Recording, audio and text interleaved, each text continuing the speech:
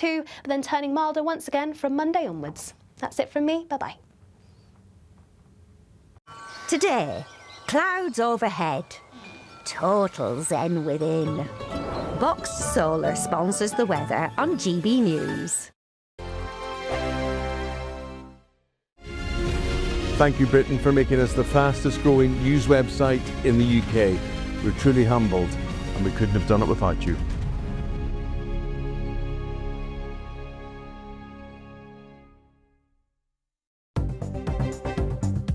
Good evening, this is the latest AI travel news from GBNews.com.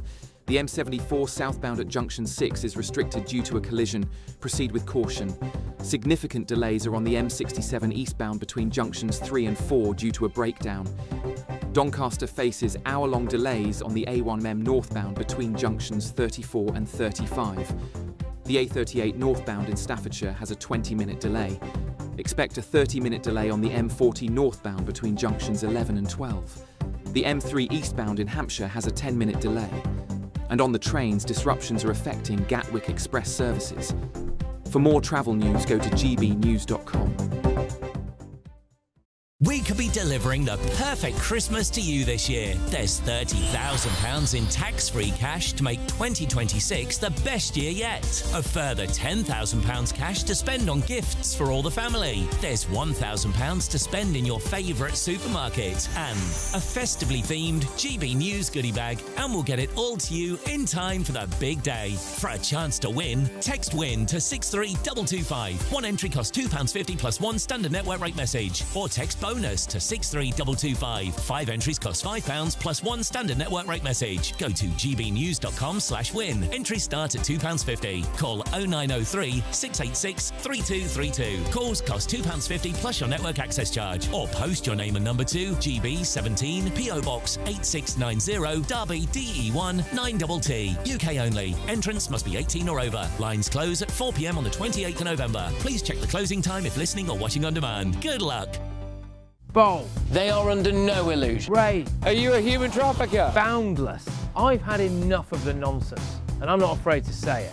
Don't get us on the BBC. Every weeknight, I tear through the headlines. The smell of gasoline. Should we be worried about it? From Westminster madness to cultural war chaos. What I'm going to do now is they are throwing things out the car as we speak. Get ready, Britain. Here we go. Patrick Christie's tonight, weeknights from 9 p.m. only on GB News, Britain's news channel.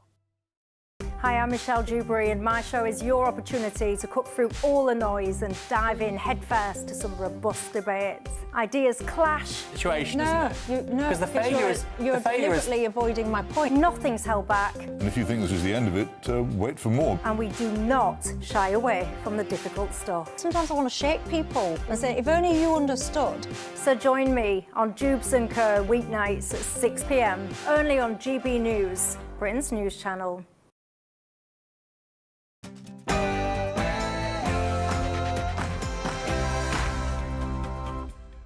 Hello, good evening and a very happy Halloween. This is Dewbs and Co and I am indeed Dawn Neeson in for the lovely Michelle. She's off doing pumpkin things with the little one, but we've got a cracking show coming up for you. Prime Minister Sir Keir Starmer clears Chancellor Rachel Reeves over a rental licence oversight at her South London home, citing no evidence of bad faith. But we're asking, should Rachel Reeves bite the bullet and resign? Meanwhile, a campaign group is eyeing a private prosecution against Andrew, formerly known as Prince, probing allegations of sexual assault, corruption and misconduct. Should he face that criminal investigation in the UK, though? And Zara Sultana warns Nigel Farage is a danger to Britain, claiming he has all the features of a fascist politician and accusing Reform UK of peddling racism. And nearly 40,000 prisoners have been released since last September as officials warn the prison system is under increasing pressure. Is it time to scrap the early release scheme, though?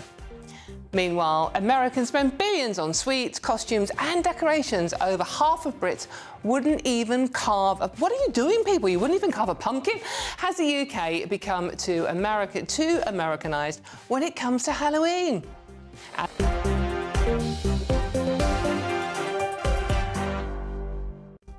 A spookily good panel for you tonight. Reform UK councillor Jamie McIver and Labour councillor Sebastian Salek. I'm surrounded by councillors.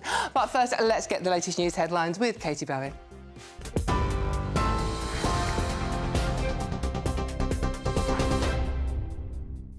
Dawn, thank you and good evening. The headlines at 6:01. A new poll has found that the public overwhelmingly backed the King's decision to strip Andrew of his Prince title, as Buckingham Palace announced Andrew Mountbatten Windsor has been struck from the official roll of the peerage. Buckingham Palace says his name's been struck from the roll after the King took the decision to formally strip his brother of his Prince and Duke of York titles and HRH style, a move that effectively ends his public life. 79% of Brits say that the King Charles made the right call, while 58% of those polled feel the royal family moved too slowly in dealing with the controversy. Andrew will be evicted from Royal Lodge, although palace sources suggest he won't move immediately because of the lengthy process of giving up his home. It comes as Buckingham Palace moves to contain the scandal over Andrew's ties to convicted sex offender Jeffrey Epstein. Elsewhere, Sir Keir Starmer has told Rachel Reeves she faces no further action over her inadvertent failure to obtain a rental licence for her South London family home. The Chancellor previously admitted to mistakenly breaching local council housing rules by failing to secure a selective licence for the property when it was rented out following her move to Downing Street. She initially said she was unaware of the requirement, but emails between her husband and the letting agency published yesterday showed he'd been informed about the need for a licence. But estate agents Harvey and Wheeler took the blame for the oversight in not applying for a licence on her behalf, despite having agreed to do so. A former army warrant officer has been jailed for 6 months for sexually assaulting a teenage soldier who later took her own life after being bombarded with messages by another senior colleague. Michael Webber, who was a 39-year-old battery sergeant major at the time, previously pleaded guilty to 1 count of sexual assault. He was sentenced today. He'd assaulted Royal Artillery gunner Jaisley Beck from Cumbria at a work social event in July 2021. Miss Beck's mother told the court her daughter was left powerless and betrayed after the attack. An Iranian small boat migrant is still in the UK 2 weeks after arriving back across the Channel from France. He arrived in August and was deported back to France on the 19th of September, but just 29 days later he paid for a place on another migrant dinghy and arrived back in Britain. It comes as the Home Office reveals just 75 illegal migrants have been returned to France since the one-in, one-out return scheme became operational on the 5th of August. And 3 Just Stop Oil activists who sprayed Stonehenge with orange powder have been cleared following a trial. 74-year-old Rajan Naidu, 23-year-old student Neve Lynch and 36-year-old Luke Watson took part in the protest a day before last year's summer solstice. The 3 climate activists were found not guilty of criminal damage after citing human rights law in their defence during a 10-day trial at Salisbury Crown Court. Those are your latest GB News headlines. Now let's go back to Dawn. Tune into GB News Radio wherever you are. Online, on DAB digital radio, on TuneIn, on Radio Player and on your smart speaker. Just say, play GB News.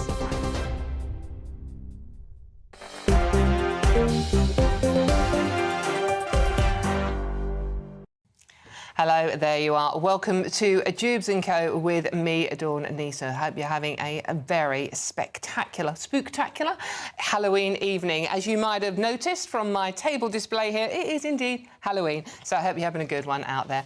Now I've got a cracking show for you. Joining me until 7 o'clock is my wonderful panel, surrounded by councillors. Pretty much need them, to be honest with you. Reform UK councillor Jamie McIver and Labour councillor Sebastian Salek. Gentlemen, thank you very much for joining me on my big night out of the year.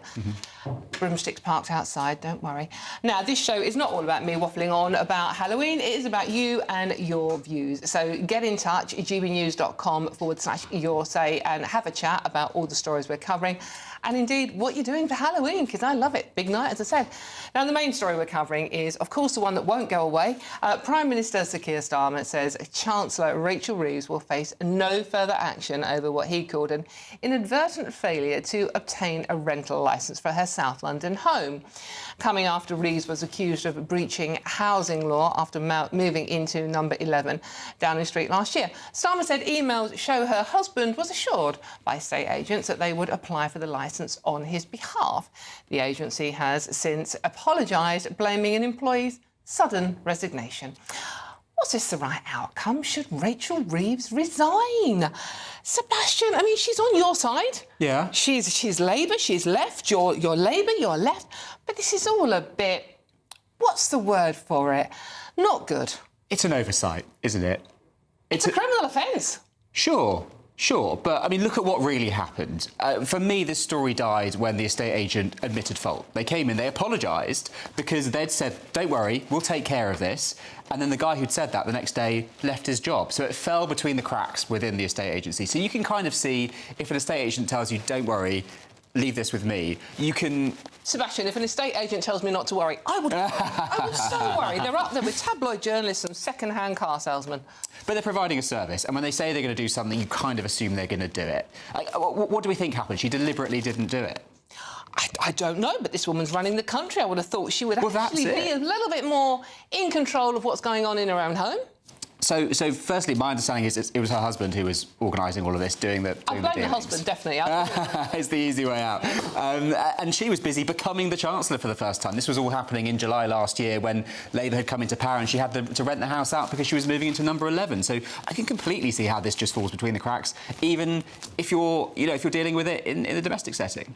Oh, Jamie, what do you reckon? A criminal offence falling between the cracks. Look, it's very easy for an opposition politician to come and batter somebody because they've had an oversight in their personal life. Look, I think it's a terrible look for the Chancellor. I think it's highly embarrassing. I think when you are a Member of Parliament, you should be, checking everything is as perfect as possible. Clearly, the estate agent has admitted fault, although I don't think just because an estate agent says something, you should necessarily just run with it. I think we all know that mistake. Exactly. If anyone has tried to rent somewhere or buy somewhere. But what I would say is it's hilarious watching the Tories calling for her to resign, and this is the reason. I think that Rachel Reeves shouldn't resign. I think Keir Starmer should sack her because of the incompetence she has shown as Chancellor. I don't think she's fit to be Chancellor. I don't think she's actually financially literate enough to be Chancellor. And it's just another thing that the Chancellor has been found to have done wrong. It's highly embarrassing for Keir Starmer. It's another cabinet member that's showing up the government, and it's not hard. I think the bar is very low. But I think the public are sick and tired of seeing this sort of lack of quality from our politicians. I think it's a real shame for the country that such a serious office of state is once again being brought through the news in all the wrong ways. I have to disagree. You saw what happened when it looked like she might resign for a moment. We all remember that day where she was sat on the benches in tears. The markets went haywire because they were so worried about the reality of not having Rachel Reeves in number 11. Sebastian, sorry. So we keep someone who's been accused of being incompetent, I'm not saying she is, in her post purely because we're worried about upsetting the markets? No, so I was responding specifically to Jamie's point about... policies are wrecking the markets. Reeves being a terrible Chancellor, as he says. Sorry, the policies are wrecking the markets? Rachel Reeves as Chancellor, forget the markets and forget the big business right now. Think of ordinary working people. They are the ones that are suffering. Pensioners are the ones that are suffering. And they have been for 17 years now. Have. And your party promised they'd come in and sort it out, and they haven't. They've made things far worse for people. If you thought that could have been done in a year, that shows, I'm really sorry to say, a certain level of naivety. Where in the Labour Party election broadcast did it mention that pensioners would lose their winter fuel payment? Where did it say that young people still struggle to get on the housing ladder and you'd build all these homes that haven't even started to be built yet? The problem is people don't trust the Labour Party because you fundamentally betrayed them. You said you would look after this country, and one of the first decisions that Rachel Reeves is Chancellor is still the winter fuel payment from some of the most vulnerable in our society. I'm sorry, that is not a Chancellor that you should have faith in. I don't want to get sidetracked by winter fuel. I think we got it right in the end. It had to come down, and it's at the right level now because we, for years and years and years, have been prioritising older, richer people in society. Richer? In an economy like this, pensioners, broadly, are much richer than younger people. Yes, they are. No, they're not. Yes, they are. Do you know the number of pensioners who are millionaires? Compare that to the number of young people. This is just like the mask slips, doesn't it? It's so hard to listen to. Pensioners, forget the fact that they've contributed their entire life to the country, and I think they deserve to get something back from the government when they've contributed so much, especially when they see their country going down the drain. Pensioners are the lifeblood of our high streets, of our local economies, all of which are being wrecked. And this is obviously on the Tories, don't get me wrong, but the idea that pensioners should miss out on their winter fuel payment just because some of them might be rich, I'm sorry, this is the typical kind of prejudice. Why not means test it?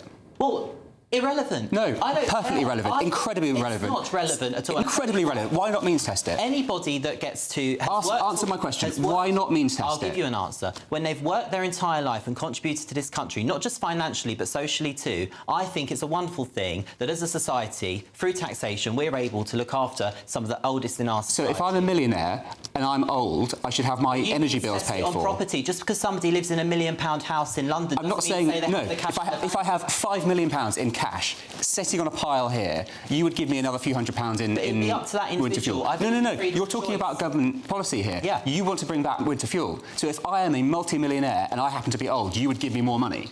That is a completely erroneous way to spend money. If affluent enough and they're not worried about bills, in an example that you're giving there, then that person can quite happily return that money to the government. Of course they can, but you're saying you would give it to them. Many people in that position don't use the Answer my question. Answer my question. Would you give it to them? Freedom of choice. I believe in freedom of choice. But we're talking about government policy here. Pensioners. Why are you giving out money to millionaires? We're not in the position to be able to do that. We are not a wealthy country at the moment. You think somebody that's just got a nice house and their mortgage is paid off is somehow rich, which is many pensioners. If I had a few £100s to give to someone in this country, I would not give it to a millionaire pensioner. I would give it to somebody who is genuinely in need. I would never support a policy that robs the winter fuel payment from a veteran, which is what your government did, and it's embarrassing. It's a shame. It is at the right level now, £35,000. If you earn less than that, you get the winter fuel, and that is the right thing to do. Anything above that's rich, is it? No, really? I'm not saying that. You're putting words into my mouth now. Well, that's what you were hinting earlier. Well, please take me at my word rather than trying to guess what I'm trying to say. A veteran that served the armed forces in this country that's on 36 grand shouldn't get the winter fuel payment, is what you're saying there. I'm saying anybody above 35,000 shouldn't get that. They get many other things. They get many other things, but I would not give money to millionaires. They don't need it. We don't have the money to be flowing around like that. That is why you're plummeting the polls. So out really? of touch. Really? So out of touch. This is the problem. And that's why the Chancellor should be sacked, in my opinion. But look at what Reform has come up with. The spending plan that came was completely savage because the numbers just didn't add up. So it's very easy to stand from outside and to snipe and to criticise at the woman who I think has the hardest job in the country at the moment. But I haven't seen, and none of us have seen, a credible alternative from you. Well, she's just paid to give away our overseas territory that we own. Where do you want to...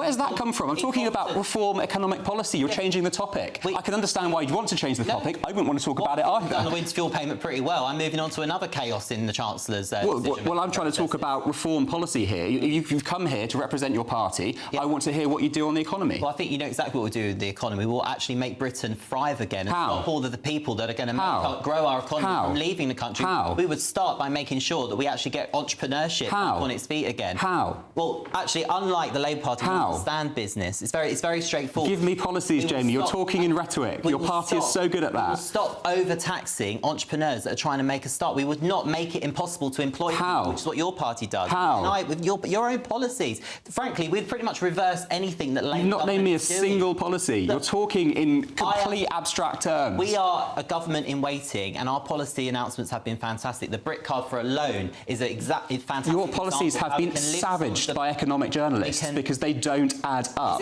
Your economic credibility is shot.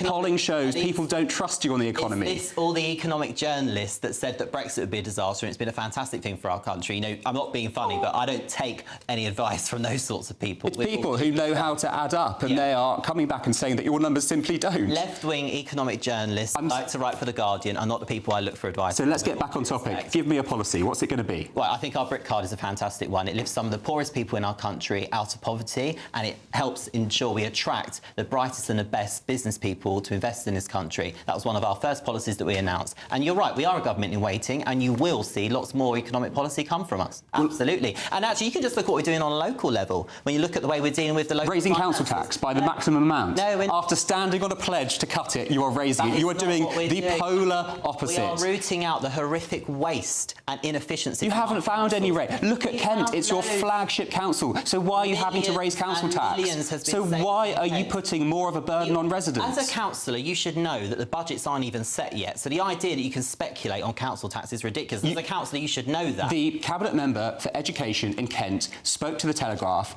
and said it's looking like we're going to have to increase it by the maximum amount. Well, I'm sure you're aware there's a thing called inflation, but more to the point, So hang on, this is really simple. Let's pin this down. They stood on a platform to cut council tax. We are a low tax party. We want to cut council tax. Brilliant, Why we are fantastic. getting rid of So wasteful councils. why then is Kent talking about putting it up by the maximum amount? Every single council has a civic duty to look at all options when you're dealing with a budget. You're a councillor, you should Jamie, know this. you're This is dodging my basic question. stuff. I'm not dodging your... Yes, you are. I'm not dodging your Well, here we go. I'll give you another chance to answer it. Fine. Why, after having said they would cut taxes, are they doing the opposite and talking about raising them? We are a low tax party. Jamie, you're again dodging my question with the same answer. We are a low tax party, and Rhetoric. councillors in Kent are working round the clock to make sure that the people of Kent get value for money. We can't help the demands that are coming all over the place because your government hasn't got a plan to deal with some of the basic things like SCND, adult social. Okay, so it's clear then. In Kent, reform stood on a lie. No, they said they would cut taxes and they've done the opposite. We are a low tax party and we are rooting out... In theory, but in practice you're not, because you're talking about putting taxes up. You can't call yourself a low tax party. Councils, you like to bankrupt your councils, don't you? You're very good at doing that as a You're party. now changing the topic. You're trying to avoid scrutiny, Jamie. I'm not avoiding scrutiny. You are, because I've asked you the same question twice and you've dodged it twice, and it's not making Kent look very good as a council. And do you know why this is important? Because this is the first time you've been in power. And what have you done? You've messed it up. You've done exactly the opposite of what you told residents you would do. And I hope that when they come to vote again at the next election, they will remember that. In just 6 months, we have turned some of those councils around in the most extraordinary way. I'm proud. And that's why you're putting taxes up, is it? No, we're not, because you wouldn't know what we were doing because the budgets aren't even set. Well, why know that as a councillor. Why, Jamie, why are your councillors even talking about putting tax up? Because we are a responsible party that is looking at every option. But you said you were going to put it down. Those councils, unlike Labour, who bankrupt them. I do think when we're talking about political promises, Labour are on a little bit dodgy ground. I mean, some of the manifesto pledges weren't really holding much water. But again, Dawn, you're changing the topic. We have to... No, you're talking about keeping promises, and Labour haven't done that. I'm talking about holding reform to account. It's really important. It's their first chance to show what they can do, and they have messed it up. Councils are nowhere near setting their budgets yet, so you should know this. Then why are your cabinet members talking about tax in the press? You will grab anything that you read. Why have they... You will touch anything, like you've just quoted some figures that are just totally wrong. Well, they've come out of the mouth of your councillors. No, but this is... Well, they have. Have they or have they not? Have they been spoken about in the council chamber? No.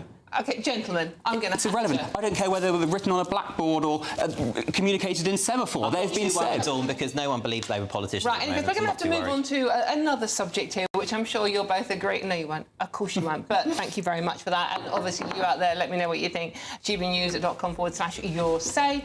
And, yeah, Sebastian isn't that bad, really. I'm not going to read some of those out. Any case, coming up, MP Zara Sultana claims slams Nigel Farage even, saying he's a threat to the working class and minority communities, warning a reform UK government could slide Britain toward fascism. All of that. This is Dewbs and Co with me, Dawn Neeson. See you soon.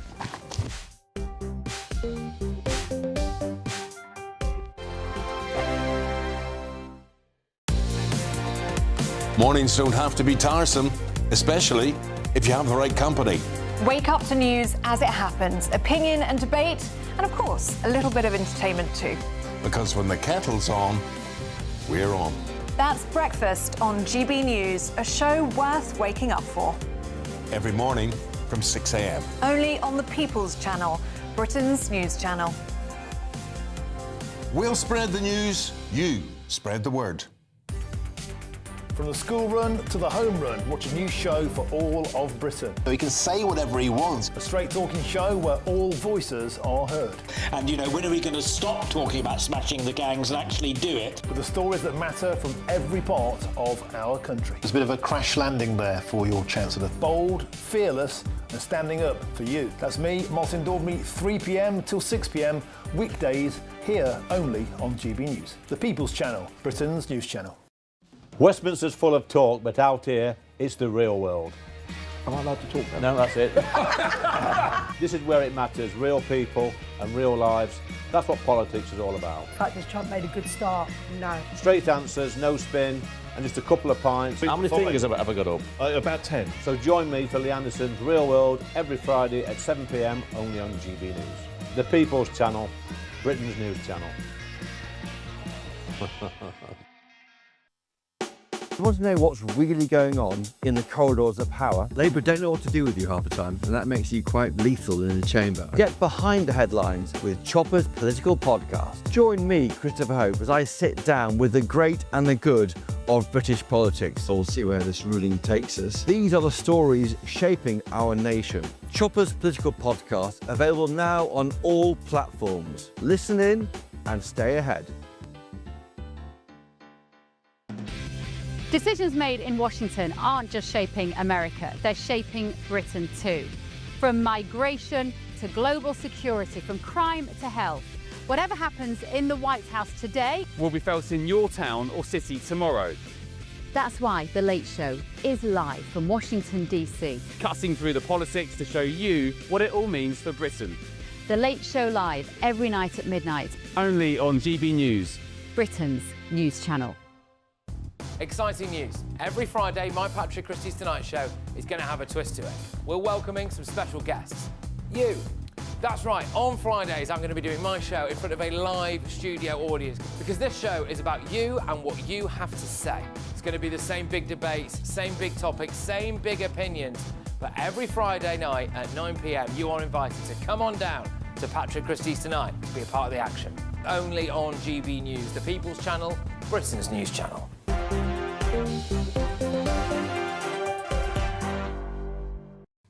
Hello, welcome back to Dewbs and Co with me, Dawn Newsom, tonight. On Halloween night, hope you're having a good one out there. Keeping me company tonight is Jamie McIver and Sebastian Salek. And I mentioned earlier on, Sebastian isn't that bad, and people are going, no, he really is. So keep them coming in. I will read as many out as I possibly can. And it's a Halloween night. We've all got a really good sense of humour here. Well, most of us have. The pumpkins have got a good sense of humour, so keep those messages coming in. Now, a campaign group seeking to abolish the monarchy is considering a private prosecution against Andrew. We're not spending long on this. I know how a lot of you feel. Republic has asked lawyers to review allegations of sexual assault, corruption and misconduct amid renewed scrutiny of his links to convicted sex offender Jeffrey Epstein. As we will say, Andrew denies the claims and settled a US civil case in 2022 for around £12 million to a woman he'd claimed he'd never met. In any case, it happens, it happens. So, just gentlemen, we'll have a quick chat about this one. Let's come to you first on this one, Jamie. Should there be a civil case investigating him over here? Look, I just think at the end of the day, the guy's clearly on his way out of public life. I think that he has denied his allegations. I think if anyone's going to prosecute, it should be like the CPS at the end of the day. I'm just of the view that this is a guy that needs to just get out of public life as soon as possible. And actually, I think the King... you know, as a loyal Brit, you know, I stand by my King and have complete allegiance to my King as obviously a councillor when I sign my declaration of office. So the King has made a decision to do something and, you know, I believe in supporting the monarchy, and any attempt by any campaign to do anything that disrupts our wonderful, unique monarchy that we have in our country that I'm very proud of, I would never be supportive of, to be honest, any organisation that attempts to try and ruin the brand of the monarchy.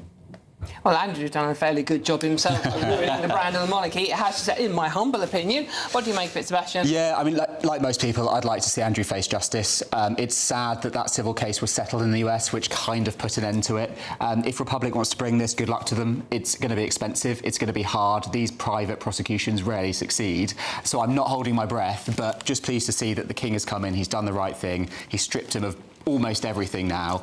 And as Jamie says, is on his way out from public life, which is the right place for him to be. Yeah, and I think we're all agreed on that one. So let's move on to the juicy one, shall we?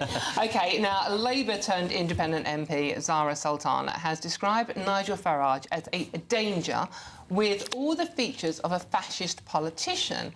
Hitler was mentioned in this conversation. While she didn't exactly say, well, he is the new Hitler, she kind of agreed that he was heading in the right direction. Speaking on the BBC, she accused Farage and Reform UK MPs of promoting racism and undermining undermining workers' rights and minority rights. Sultana, who co-founded a new party, no one knows what it's called yet, with Jeremy Corbyn, also rejected, this is interesting, a two-state solution for Israel and Palestine, calling instead for one state from the river to the sea, which sounds pretty fascist to me, seeing as she seems to be wanting to wipe out the entire state of Israel. Hey, everyone's different versions of fascism, evidently. Jamie, as one of Reform's team, are you a danger to the country? Are you a bunch of fascists? Are you up there with Hitler?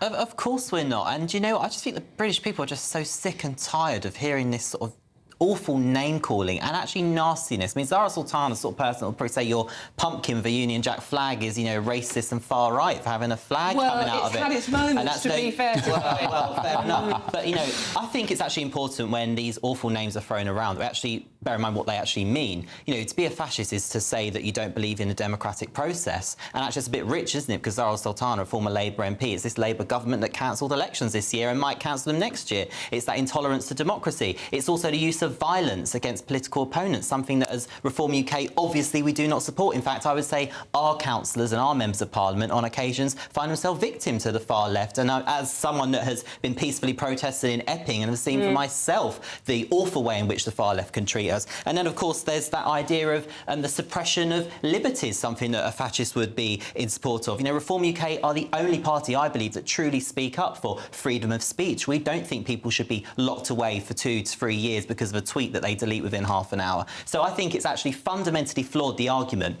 But what it is, I think, is deeply dangerous rhetoric, and we should all stand against it. And I believe the Labour Party should be standing against this as well. Keir Starmer has been calling my party racist, which is just wrong. We are not a racist party. It's disgusting. And Zara had the audacity in that speech to talk about LGBT issues. The chairman of Reform UK is very open about his personal life, as am I and as are many other people. The idea that we are a racist party, a homophobic party, is absolute nonsense. It's desperate tactics from desperate politicians. I mean, Zara Sultana is obviously no longer a Labour MP. She's independent. What do you make of her comments? I don't think Reform or Farage are fascists either. I don't think we should be making any comparisons with Hitler. Hitler killed millions of innocent people. If you're going to make a comparison to him, you better be damn sure that it's accurate, and in this case, I don't think it is. If you go into some of the detail of what she says, I start to have a little bit more sympathy, attacking, you know, workers' rights, minority communities. I can see where she's coming from. I'm disappointed that Reform isn't voting for the greatest addition to workers' rights in a generation, being able to get sick pay from day one and to be able to have flexible working rights, really fundamental things that we should have in this country. But I think reaching for words like fascism, it's just not a good look, is it? Well, I mean, Sarah Poaching, I mean, in comments that Nigel Farage himself said were ugly, but understood her point, commented on the TV adverts we see full of Asian people, full of black people. That sort of comment does make you think that maybe there is a racist element to Reform. I mean, what she said was undoubtedly racist. You can't sit there and say, I'm sick of seeing black people and expect not to be called racist. And I'm disappointed, actually, that Farage basically stood by her. He called her words ugly, but he hasn't taken any disciplinary action against her. I think also the indefinite... Why do you think they're racist? Her point, she would say, I mean, she has apologised by it, but her point was, well, it's not representative of the demographic of the United Kingdom, which is mainly white. Well, that may be a legitimate argument, but what she said was, I'm sick of seeing, I'm tired. What, do you have the quote there? It was...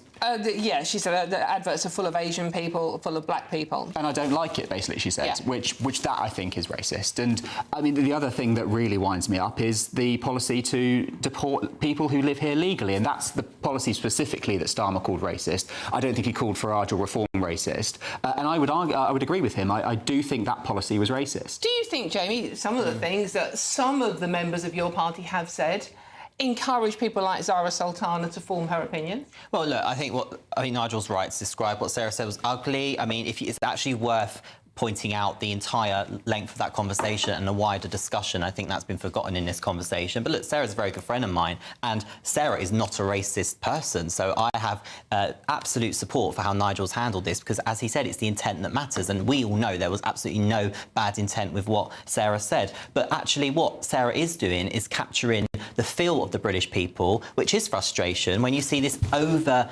DEI emphasis on everything in our lives. And I'll give you a very good example. I spoke to a resident of mine who is a second-generation Indian. He said, when I go to India, all the adverts in the hotel advertising, products that are for sale to Indian people, all of them have Indian people, which is generally brown in skin colour.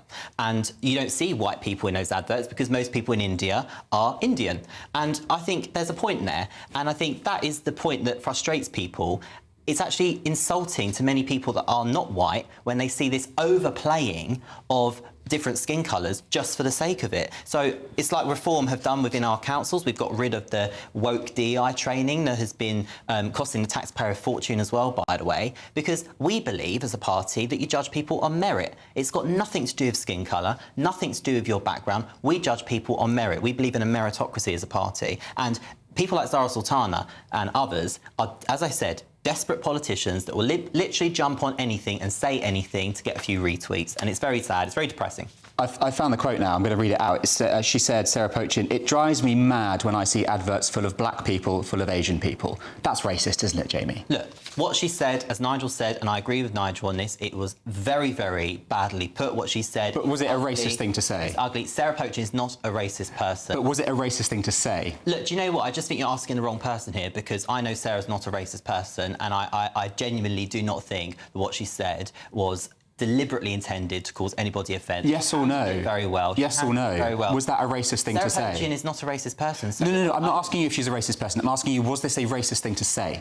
I don't think Sarah Pochin is racist. No. I'm not asking you, to be clear, if you think Sarah Pochin is racist. I'm asking you, and I'm being really clear, was this a racist thing to say? I listened, Sebastian, to the entire call. The gentleman called in. He was very frustrated. He was talking about everything. And you know what? It does drive the British people mad when you see this overemphasis of DEI. And that was the... I'm sorry, I just think it speaks volumes that I've read you this quote. It drives me mad when I see adverts full of black and Asian people, and you can't tell me whether that's racist or not. That's a real problem for Reform. People don't like this. People don't like this kind of ugly language. Sarah is... And they're not going to look favourably on you if you can't come on a television programme and actively condemn this. Sarah, I'm not condemning anything, because Sarah is not a racist person. Her choice of words was very clumsy, very ugly. Nigel has made that very clear. But was it, yes or no, binary choice, racist? Sarah is not a racist See, you can't answer this question. You keep answering a different question to the one I'm asking you, and it's going to look really, really bad when people catch on to this. Because actually the British people are also sick and tired of this overemphasis. It was very clear. It was a long conversation. And listen, I was canvassing yesterday for Reform in a by-election that we won. Great results yesterday, as we have every week. And you know something? Not one person mentioned it, including people that are not white. So what does that tell you? It's not an issue for our party. And Sebastian, it is true that the latest poll today have put Labour in fourth place and Reform at the top again. Sure, I don't want to get sidetracked by an individual poll. The point I'm trying to make is that Reform is dogged by allegations of racism. Sometimes they're fair, sometimes they're not. And I think that when... So you're saying that most people in this country, and it seems to be, this is not just the one poll, most polls are putting Reform at the top. So you saying most people in this country are racist? No, not at all. Not at all, not at all. But what I'm saying is, I think... they are going for. Well, but yes, but I think that is going to be a problem for them. When they say things like this and they can't widely condemn them, people are going to start looking at you in a less favourable light, and I think it's going to be a problem for you. I just don't agree with that at all. We know as a country that there is this ridiculous, over-the-top DEI, woke indoctrination in many institutions, especially in things like the Department of Culture and Media, where there is this over-the-top, clearly over-the-top emphasis on putting anyone other than a white person in certain adverts. Have you thought about why they do that in adverts? What's the point of an advert? It's to sell a product or a service. I've looked at the studies on this. If you have diverse people represented in adverts, products sell better. It is a purely commercial decision. No, I don't dispute that there are certain products that appeal to certain communities. I mean, that would be very obvious. But what I don't understand, and I'll never understand, is why you should be deliberately putting certain people with certain skin colours... These are private companies. They make those choices because it makes them more money. Lots of people watching and listening are agreeing tonight that are vastly overrepresented in predominantly white country. Lots of you are saying that Sarah Poachian, what she may have said was clumsy, but they are saying it is a thing, and she was commenting on something that a lot of you feel angry about. In any case, we have to move on that one, but do keep those messages coming in, won't you? Coming up, nearly 40,000 prisoners have been released since last September as officials warn the prison system is under increasing pressure. One of those released has murdered somebody. Is it time to scrap that early release scheme? So we'll see you soon.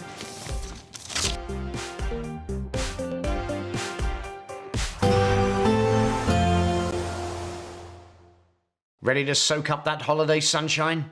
Won't we need some cover? No worries, all sorted. All Clear Travel Insurance sponsors GB News Travel Destinations Forecast. A lot of fine weather at the moment across southern Europe, but a couple of exceptions. Showery for Greece and rain for parts of Iberia. A narrow band of rain approaching Madeira, staying away from the Canary Islands, but pushing into Lisbon, where it's a wet day on Saturday, moving across central Spain into the south and middle parts of France. Meanwhile, showers across northern and the far south of Italy, in between some sunshine. Showers also for Greece, but the Greek islands looking reasonable next few days. All Clear Travel Insurance sponsors GB News Travel Destinations Forecast. Hello there, good evening and welcome to your GB News weather update from the Met Office.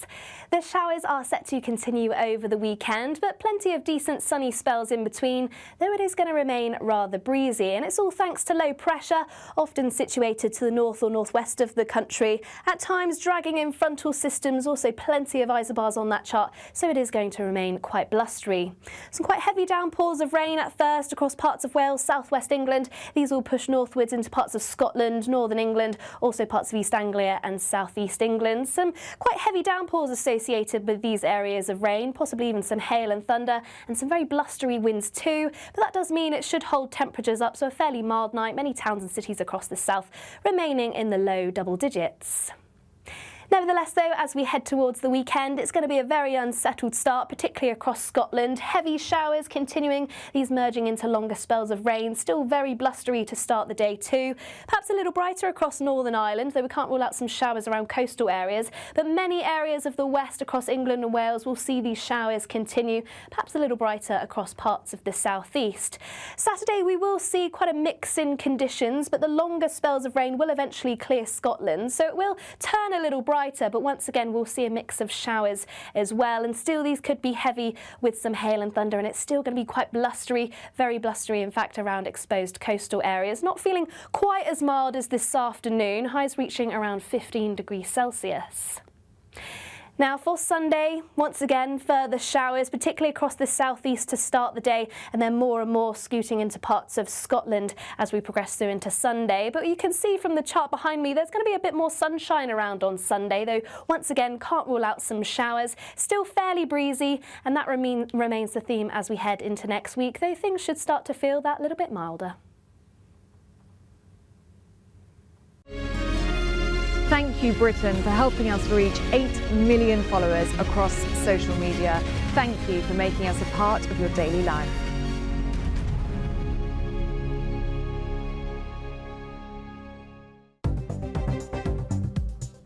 Good evening. This is the latest AI travel news from GBNews.com. Traffic on the M74 at junction 15 is restricted both ways after a collision. Caution is advised. The M4 westbound is congested from junction 23 A Mega to 26 Malpas. Significant delays are on the M21 southbound between junction 10 and 9 in Warwickshire. Attention is needed on the M42 northbound between junction 11 and 12. Northamptonshire's A4 3 northbound between the A413 Silverstone and the A5 is facing delays. And on the trains, Gatwick Express is facing disruptions between Haywards Heath and Brighton. For more travel news, go to gbnews.com.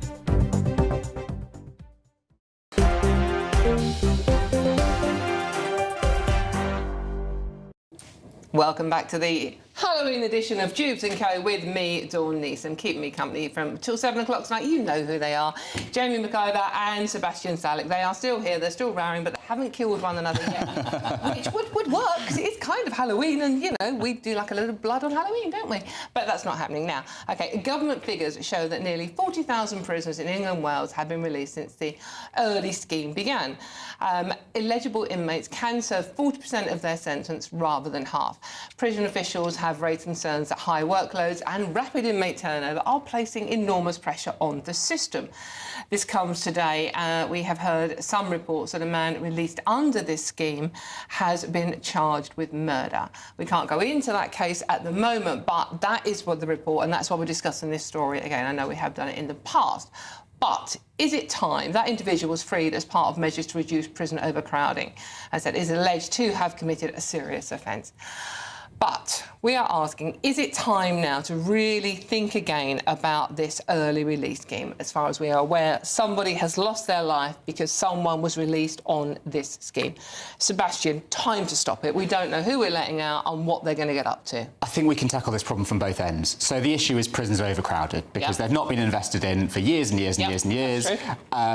You've got two options. You can either let people out early, and under the scheme, as I think you said a moment ago, it's people who've served less than 4 years. It's the less serious crimes in the grand scheme of things, without wanting to diminish it too much. It was supposed to be, but it didn't quite work out in practice. But then also we do have to be deporting the foreign offenders, and that's happening. That's jumped massively under Labour. 14% more went last year than the previous year when the Tories were in power. And the Home Secretary's also reduced the threshold. So before it was if you're serving a year or more, you then become eligible for deportation. That has gone down to 0. So you can throw all sorts of solutions at this problem, and I think that's what you have to do. The thing is, Jamie, the early release system doesn't actually seem to be working.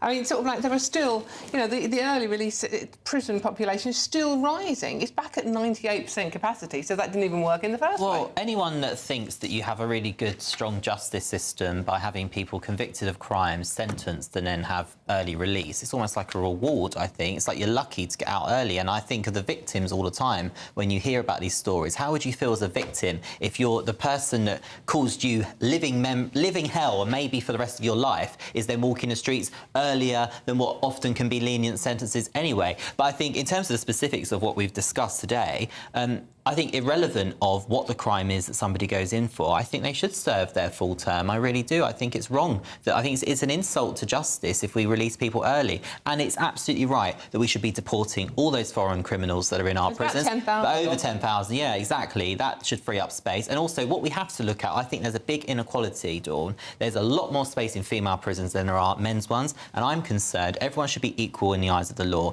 I'm very concerned that when it comes to outcomes and those sentences people serve, I'm concerned there's going to be an inequality against women in this instance. And actually, if there's anyone that should be released early, let's obviously not be too prejudiced, and it all depends on the crime. But there are certain crimes where you see women are prolific reoffenders, things like shoplifting, and they're taken away from their families for huge amounts of time. Lucy Connolly is a fantastic example, locked away for a tweet. So I think we need to make sure that we're very fair about this, but I think fundamentally it's wrong for anybody to really be released early. It's a mockery of justice. How do you get around the fact that we haven't got any prison spaces, though? Well, I think Reform UK's policy is very clear on this. We would build, when we're in government, we would build Nightingale prisons. We would use the army to help us do that as well. I think it's very important that when people commit a crime and they're found guilty and they're sentenced, they serve their full sentence. I think that's really important. The Nightingale prison argument, that comes up a lot. I mean, Nightingale hospitals were built during the pandemic. We got them up literally in a week. They weren't used, but why can't we do that with prisons? Yeah, I mean, look, I think it's a reasonable thing to look into. I think just like putting... Why are Labour doing it, then? I don't know what they're doing on this. I mean, I know that they're creating... Well, no, so sorry, that was a clumsy turn of phrase. 14,000 more prison places by 2031. So there is a mass effort to create space in prisons. That's the plan. Yeah, but I think when it comes to tackling a solution like this, you should maintain an open mind. It's like, where do we house asylum seekers? You have to be creative, and that's why now we see the government looking at former military sites. You shouldn't close off any options. So I certainly wouldn't dismiss that immediately without knowing the details. There may be a reason why it's completely impractical, I don't know. But well, I mean, the thing you certainly shouldn't ignore any options. It's a long way away, and as far as we're aware, according to this story that broke today, we have had one person lose their life because a prison was released early. 2031, how many more people could that happen to? Well, it's not to say that in 2031 14,000 places will suddenly emerge. It's a gradual process. So those places are going to be added from now until then. Right, OK, convinced? No, and the problem is, Dawn, is there's been a huge lack of investment, and you can't blame Labour for this. There's been a terrible lack of investment in our prisons for years and years, the real estate. The Tories, stripped it down to the bare bones. I think that's why we saw accidents like what happened in Chelmsford of the release of that awful prisoner and who's now been paid to be deported. You couldn't make it up. But the problem is there's been lack of investment in the infrastructure in our prisons for years and years and years. Many people that work in our prisons haven't worked there long. There's a lot of inexperience. I think the average length of service now, if you're working in His Majesty's Prison Service, is 2 years. That's terrible. That takes away all of that muscle memory and experience. So there's a lack of investment. But also, I think the Tories are to blame. They literally sold our magistrates' courts. They privately developed many prisons. They literally stripped away the justice infrastructure. And now we have lots of foreign criminals that are adding to our waiting list, but also you have lots of criminals that are not getting justice swiftly for victims because the infrastructure isn't there. The whole of the justice system is completely broken, and radical problems do need radical solutions, and I think there has to be some blue sky thinking, or as I like to say, turquoise sky thinking for reform. It is a huge debate, and we could carry on. We could also mention the huge number of young men still coming over here and committing crimes, and again, we have seen very awful instance of that over the last couple of weeks, haven't we? OK, now, a Ministry of Justice spokesman has said, our thoughts are with the victim's family. The government inherited a prisons crisis days away from running out of space, which would have brought the justice system to a standstill, stopped the police from being able to make arrests and led to unchecked criminality on our streets. Public safety will always be our top priority, and we are building 14,000 more prison places to keep dangerous offenders locked up. OK. Coming up, has the UK become too Americanised when it comes to Halloween? While Americans spend billions on sweets, costumes and decorations, over half of Brits wouldn't even carve a pumpkin. Come on, people, what are you doing out there? Is it just fun or a missed economic opportunity? See you soon.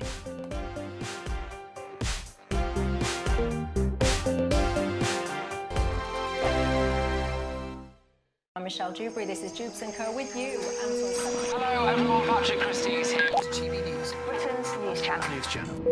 Access the stories that matter to you. Take the GB News family with you on any device. And as long as you have an internet connection, tune in to GB News anywhere on the planet or beyond. GB News, the People's Channel, Britain's news channel. At GB News, we love to hear from you, our loyal community. So drop us a line at gbnews.com/yoursay. There you can talk to each other and also to the presenters live on air. gbnews.com/yoursay, because GB News is your channel, Britain's news channel. Westminster's full of talk, but out here, it's the real world. Am I allowed to talk now? No, that's it. This is where it matters, real people and real lives. That's what politics is all about. In fact, has Trump made a good start? No. Straight answers, no spin, and just a couple of pints. How many fingers have I got up? About 10. So join me for Lee Anderson's Real World every Friday at 7 p.m. only on GB News.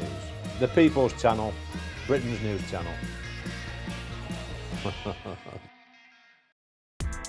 Join me, Nana Akweer, for an informative, interactive news programme with a difference. It's fun. No, he didn't say that, though.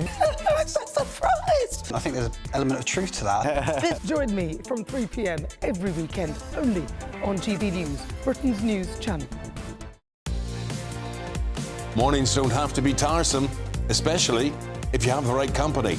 Wake up to news as it happens, opinion and debate, and of course, a little bit of entertainment too. Because when the kettle's on, we're on.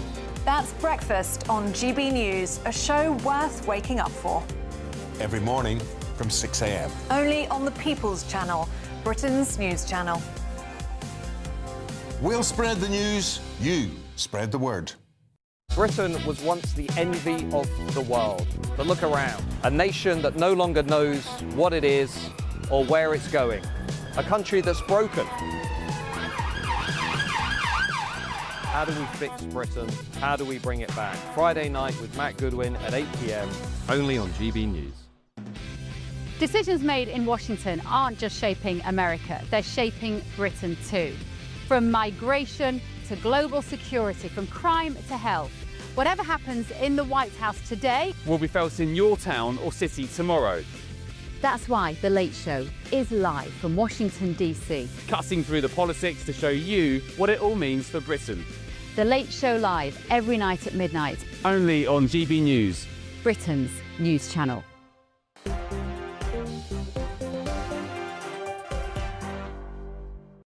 I've got some shocking breaking news. Dewbs Tavern is not a tavern. They've forgotten the alcohol. It's Halloween as well. This is Dewbs and Co. I am Dawn Neeson, quiet. Obviously not Michelle. She's off with her little and doing lovely Halloween things. Keeping me company until 7 o'clock, not long to go, is Jamie McIver and Sebastian Seller. You know who they are by now. Come on, you're messaging all the time about them. Now, Halloween. We're talking about Halloween. I've got a load of pumpkins in front of me, and we do spend a lot of money in this country, but not as much as the Americans do. But people are complaining that it has become too Americanised. I mean, from when I was a kid back in the dark ages, obviously it has. So, Jamie, I mean, we do spend a lot of money on it, but are we going over the top? I think that... have we become too American? No, I don't think we have. Look, what upsets me, and I'll be very honest with you here, is there is an obsession with Halloween and everyone's like dressing the house is amazing. And then I look at things like Easter, and as a, you know, I'm very proud of our Christian heritage as a country, and I'm like, has anyone forgotten how important that is too? But look, let's not be spoil sports. It's a great commercial opportunity. It's great for small businesses. It's great for the high streets. It's great for communities. Everyone gets to meet each other. What's lovely is when you go to like a new build development, like where I was campaigning yesterday, and loads of people trick-or-treating, meeting their neighbours. They've only been there for less than a year. So I think it's a wonderful thing. It's when done nicely, it's a great commercial opportunity. I'm not going to be a killjoy, but I do plead with your viewers that when it comes to Easter, let's make just as much effort. Yeah, do you know what? I agree with basically all of that. Oh, my God. I'm slightly concerned. I think we agree. No, do you know what? And I think the point that particularly stands out to me is the one about community. It's an excuse to go and knock on your neighbours' doors. If there was a pumpkin, go and do it. Go and say hello, and you make friends. One of my biggest circle of friends now is my neighbours from lockdown. The only reason we knocked was because we were so bored, we had nothing to do, and we decided to start talking to each other, and I'm so glad we did. And actually, on that note, I've got to say one of them has done Audrey 2 from Little Shop of Horrors. Outside her papier-mâché, massive, incredible.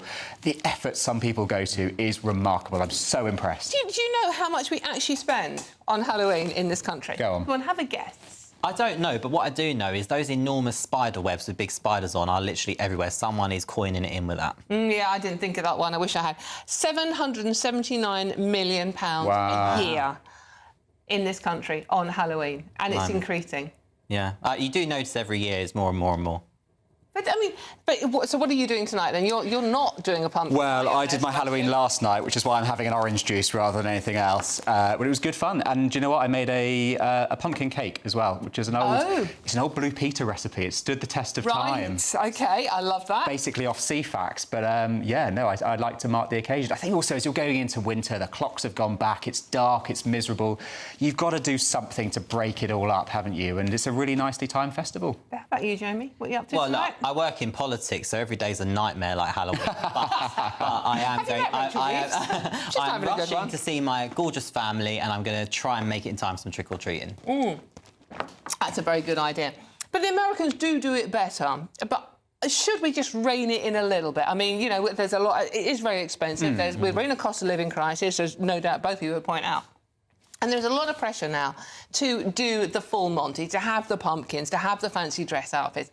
Kids are putting a lot of pressure on parents, and it's a lot of money we're spending on it. Yeah, I think you're right. If it starts to become pressureful, then it's not something you should do. But a pumpkin is a cheap thing to buy. It's a little gourd, isn't it? And you can carve it. And even if you just do that, it's a nice thing to do. And then it wins you the right to walk to other people's houses and ask for their sweets instead. Yeah, you are starting to frighten me, Mayor. How many people you're bothering with your pumpkin on Halloween night? Oh, we knock on doors for a living. There is that, of course. But I do love autumn. Like, I think autumn's a really nice season for fashion, for homeware. I think it is a nice... And I think, you know, if you're able to splash out a little bit in autumn without sounding like an out-of-touch politician, because obviously... You're not out of touch. Many people literally are struggling to put food on the table, but if you are able to embrace the season, it's a lovely thing to do. And look, you can do it for free by walking through a forest. I live near Epping Forest. I'm blessed. I'm very lucky. That's it. We've run out of time. Thank you very much, Jamie. Thank you very much, Sebastian. Thank you for your company tonight. Have a very happy Halloween evening, and we got wine in the end. Enjoy yourself.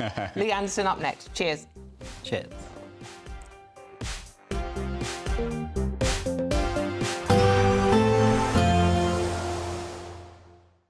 Expect Expect warm spells with the odd rude interruption.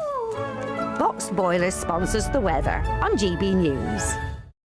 Hello there, good evening and welcome to your GB News weather update from the Met Office.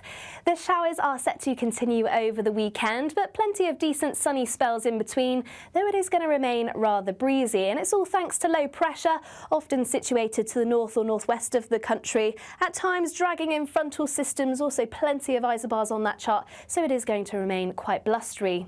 Some quite heavy downpours of rain at first across parts of Wales, southwest England. These will push northwards into parts of Scotland, northern England, also parts of East Anglia and southeast England. Some quite heavy downpours associated with these areas of rain, possibly even some hail and thunder and some very blustery winds too, but that does mean it should hold temperatures up, so a fairly mild night, many towns and cities across the south remaining in the low double digits. Nevertheless, though, as we head towards the weekend, it's going to be a very unsettled start, particularly across Scotland. Heavy showers continuing, these merging into longer spells of rain. Still very blustery to start the day too. Perhaps a little brighter across Northern Ireland, though we can't rule out some showers around coastal areas. But many areas of the west across England and Wales will see these showers continue. Perhaps a little brighter across parts of the southeast. Saturday, we will see quite a mix in conditions, but the longer spells of rain will eventually clear Scotland, so it will turn a little brighter, but once again we'll see a mix of showers as well, and still these could be heavy with some hail and thunder, and it's still going to be quite blustery, very blustery in fact around exposed coastal areas. Not feeling quite as mild as this afternoon, highs reaching around 15 degrees Celsius. Now for Sunday, once again further showers, particularly across the southeast to start the day, and then more and more scooting into parts of Scotland as we progress through into Sunday. But you can see from the chart behind me there's going to be a bit more sunshine around on Sunday, though once again can't rule out some showers. Still fairly breezy, and that remains the theme as we head into next week, though things should start to feel that little bit milder. Expect warm spells with the odd rude interruption. Boxed Boilers sponsors the weather on GB News. Thank you, Britain, for making us the fastest growing news website in the nation, because the truth matters, and so do you.